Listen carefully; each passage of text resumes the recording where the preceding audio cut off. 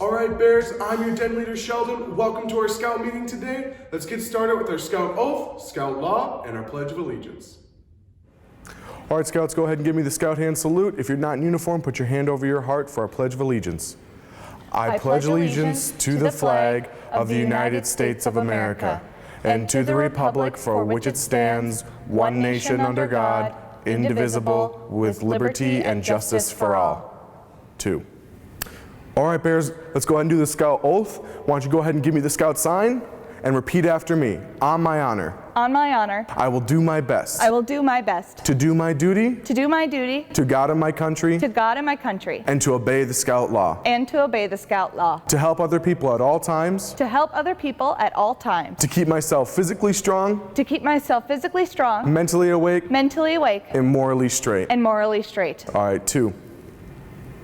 All right, Bears, go ahead and give me the Scout sign for our Scout Law. I want you to go ahead and repeat after me.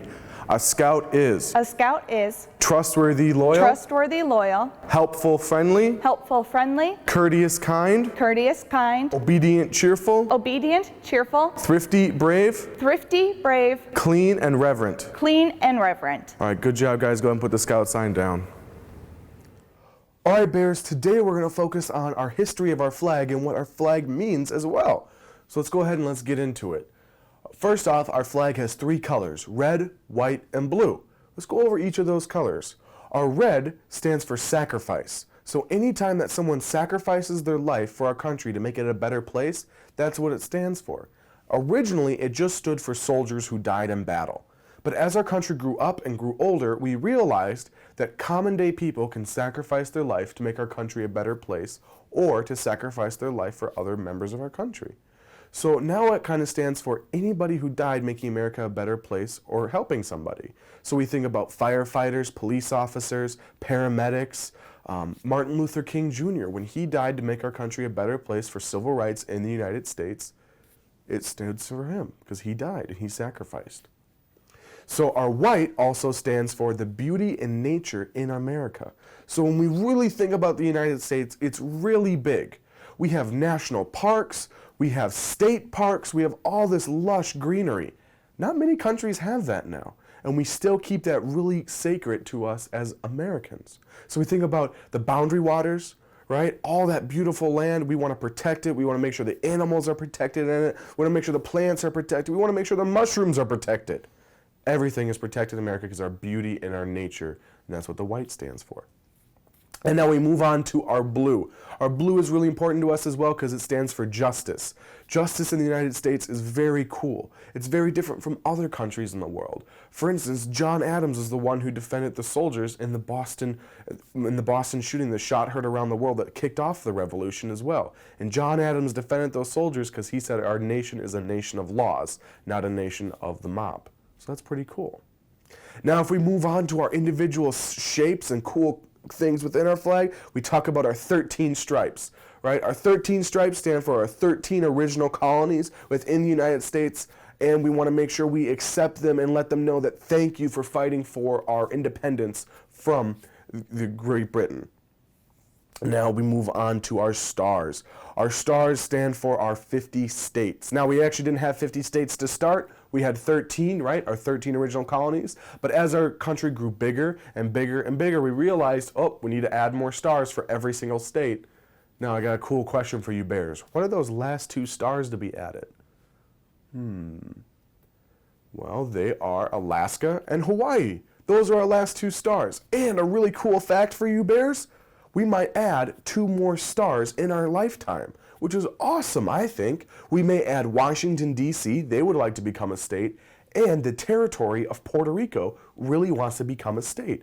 They want to have that statehood to be part of us, right? So we may add 2 more stars to our 50-star flag within our lifetime. I think that's awesome. Yeah, so those are some really cool, interesting facts and the history of our flag.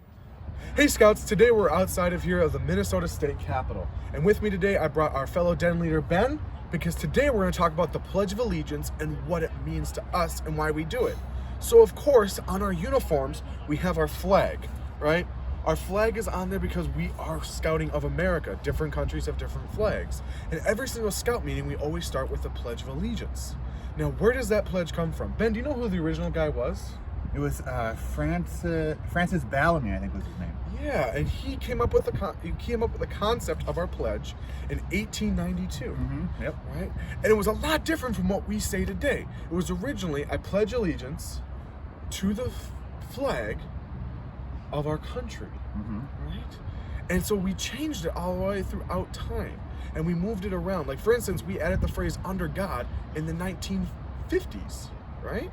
We moved it around and we changed it to what we have today, to I pledge allegiance to the flag of the United States of America and to the republic for which it stands, one nation, under God, indivisible, in liberty and justice for all.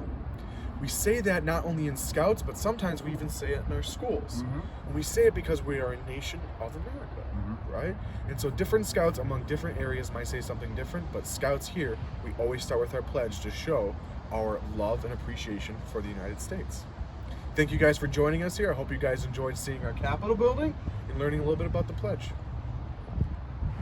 All right, Scouts, a really important part of Scouting is going seeing important historical landmarks. And what I came for you guys today is to show you a really important one that I think is really awesome.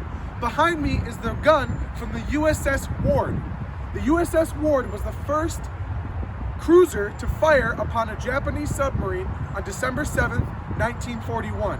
It was the very first shot that we defended our country against that war. So it was technically the first shot fired in World War II by the half of the United States Navy. This gun is very important because it shows our dedication to our soldiers and our dedication to our country as a whole. And it's right here in Minnesota in front of our Capitol building. So if you ever want to see it, take a trip down, get your parents or guardians' permission, and come on down and see our gun from the USS Ward. All right, Scouts, that's all I have for you today. Thank you for joining me. Bye. All right, Bears, thank you for joining me today. It was so much fun learning all these cool new things. Remember to join me next time in November for our emergency action plans, which we'll be talking about. All right, thanks for joining me, guys. Bye.